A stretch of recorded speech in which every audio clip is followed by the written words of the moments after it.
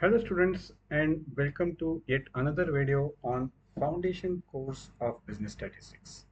In this video basically we are going to look at some fundamental questions, that is what is business statistics, what is descriptive statistics, what is inferential statistics, what is population, what is sample, and various ways of collecting data.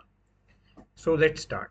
So statistics is that branch of mathematics which is focused on collecting, organizing, analyzing, interpreting, and presenting data. So basically, data is collected, it is organized, researchers and decision makers analyze the data, and based on the analysis, they interpret the data. Typically, data is consumed by different set of consumers. So senior management would be interested in lot of analytical reports about the progress of an organization. Government would be interested in lot of data pertaining to its citizens, different schemes that government runs in different states and different counties or different cities. So basically, primary purpose of statistics aids in planning data collection, and this data collection is done through experimental designs or surveys, right? So you conduct scientific experiments, you collate the readings, the outcome of the experiment. Okay, so that's how the outcome of the experiments are noted down, and then they are collated, they are analyzed, and then conclusions are drawn from it. Similarly, surveys are conducted in which people answer to the surveys. The answers to the surveys are collated, analyzed, and conclusions are drawn. Right. So, as we have seen, statistics enables researchers and decision makers to derive at meaningful conclusions from data. See, you have data, but if data is not properly organized, analyzed, interpreted, then you are actually wasting the gold mine that we you have in terms of data.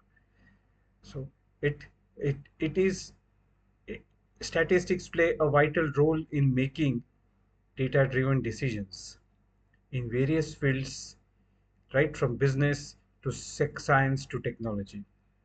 And as you can say, or in short, statistics is a mathematical tool for understanding and solving real world problems using data. Okay, so it's a very uh, strong statement. Okay, and it summarizes everything about statistics in it. So there are two branches of statistics. One is descriptive statistics and second is inferential statistics. So let's understand what descriptive statistics it is. So by the word descriptive itself, one can understand that descriptive statistics uses the data to provide description about the population. See, I have purposely made a bold, I have made population as bold, and I also underline it, right? So basically, this is that stream of statistics which takes the complete data and it describes or about that data.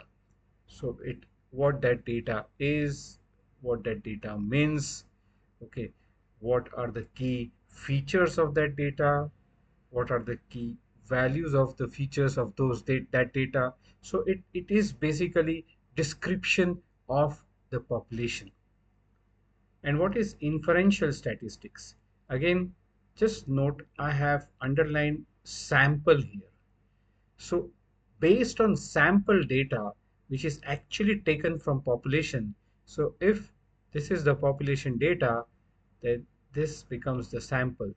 This is population, then sample is a part of population. So based on the sample from the population, inferential statistics makes prediction and inferences.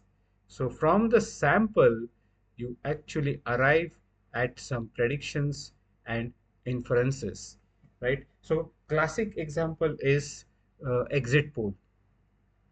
So everybody is aware of what exit poll is, right? So on the day of election, there are different channels which run the exit poll, and exit poll starts giving the results, right? But it's not the results of the actual elections. It is the result based on the sample that each channel has identified from different polling booths. So the entire constituencies, I would say citizens who are eligible for voting becomes the population who have voted, who have casted their vote is the total population. But for exit poll, only sample is identified. And that sample is used to infer or predict the results. And those results can be 50% correct, 60% correct. So in fact, there is a competition between channels to demonstrate that who is close to 100%. And we all have experienced that. Okay, so we have already seen what population is. Population is the entire group on which you want to draw the conclusion, whereas sample is the specific group that you will collect from data.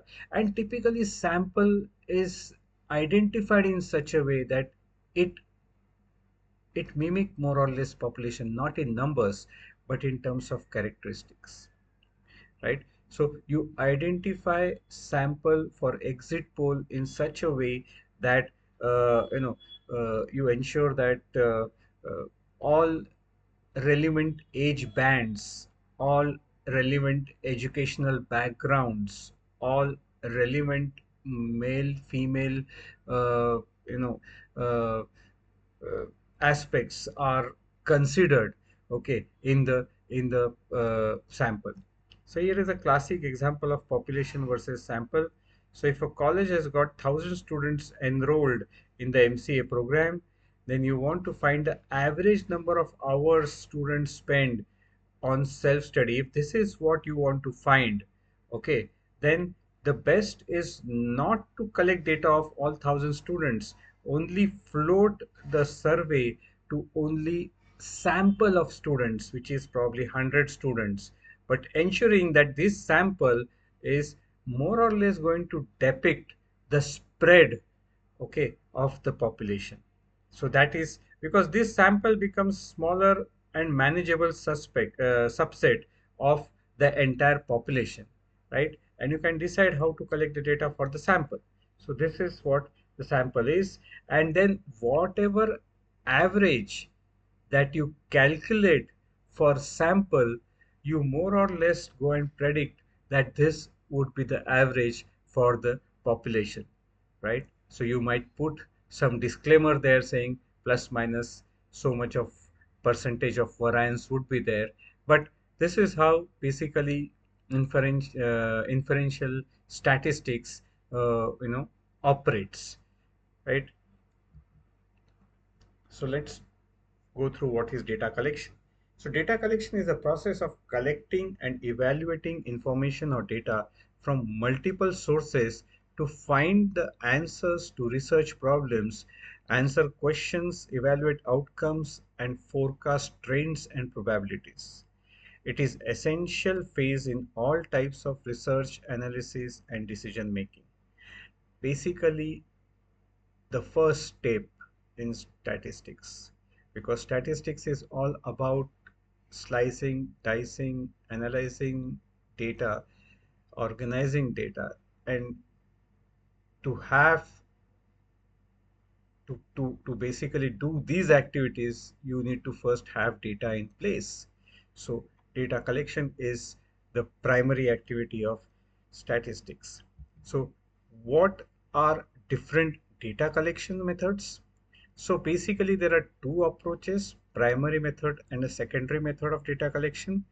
Uh, what is the primary method of data collection? In primary method of data collection, data is directly coming from the source. Data gets collected directly from the source. Uh, it is through the direct interaction with the respondents, and this method allows researcher to obtain first-hand information tailored to their research objectives. So what are different techniques of primary data collection? Surveys and questionnaires, interviews, observations, outcome of the experiments, focus groups. So these are different ways of primary data collection. What is secondary data collection? Secondary data collection involves using existing data collected by someone else. So data is already there. Data is already collected by someone else. So example, published sources, online databases, right? Government and institutional records. So data is already lying there somewhere. You are kind of using that resources to collect the data. So it's not getting directly from the core source, just the we saw in primary, but it's actually uh, collating from the existing resources, right? So these are the different, I would say, examples or various sources from which data can be sourced. Okay, with this, we have come to the end of video. I hope you like this. It's a very, very fundamental video. Wait, I'm sure you are following this playlist. Wait for new videos to come. Thank you.